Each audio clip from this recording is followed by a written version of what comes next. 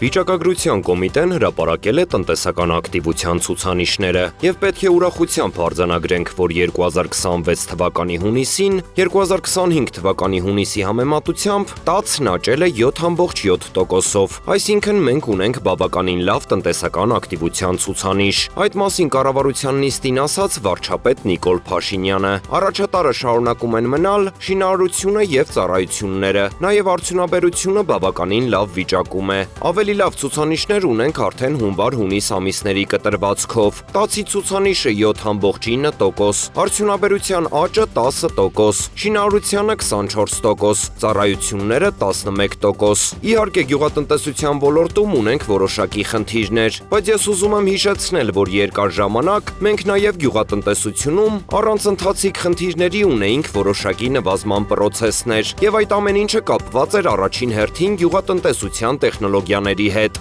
ասաց նա։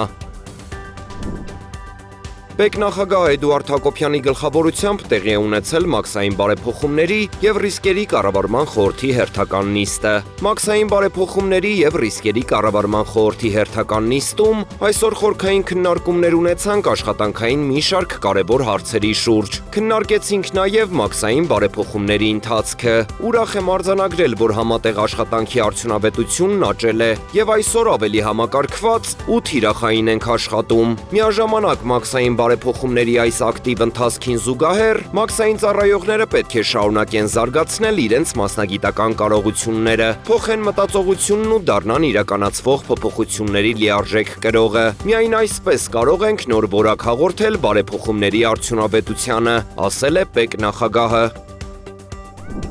Հայաստանը տոմատի մածուկի ներմուծման ժամանակավոր արգելք է սահմանել։ Համապատասխան որոշումն ընդունվել է կառավարության հուլիսի 30-ի նիստում։ Սահմանափակումը գործելու է 6 ամիս ժամկետով։ Արգելքը տարածվում է նաև Եվրասիական տնտեսական միության երկրներից նշված ապրանքատեսակի վրա։ Որոշումը պայմանավորված է լոլիկի մածուկ ներմուծող, տնտեսվարողների եւ տեղական հումքով լոլիկի մածուկ արտադրողների համար հավասար մրցակցային պայմաններ ապահովելու, ինչպես նաև լոլիկի մթերման գործընթացը կարգավորելու անհրաժեշտությամբ։ Նշվում է, որ հայկական ծագման, կարանտինային ապրանքների արտահանման եւ տարանցման վրա դրված սահմանափակումների պատճառով մրգերի ու բանջարեղենի, այդ թվում ջերմոցային լոլիկի արտահանման ծավալները կրճատվել են։ Արդյունքում արտահանվող ջերմոցային լոլիկի զգալի մասն այժմ իրացվում է ներքին շուկայում, ինչն էլ հանգեցնում է բաց դաշտում աճեցված լոլիկի պահանջարկի նվազմանը։ Ակնկալվում է, որ որոշման ընդունման արդյունքում տեղական արտադրության լոլիկի մածուկի վաճառքի ծավալները կավելանան, լոլիկի պահանջարկը կբարձրանա, ինչի շնորհիվ էլ կապահովի աճեցված բերքի մթերումը։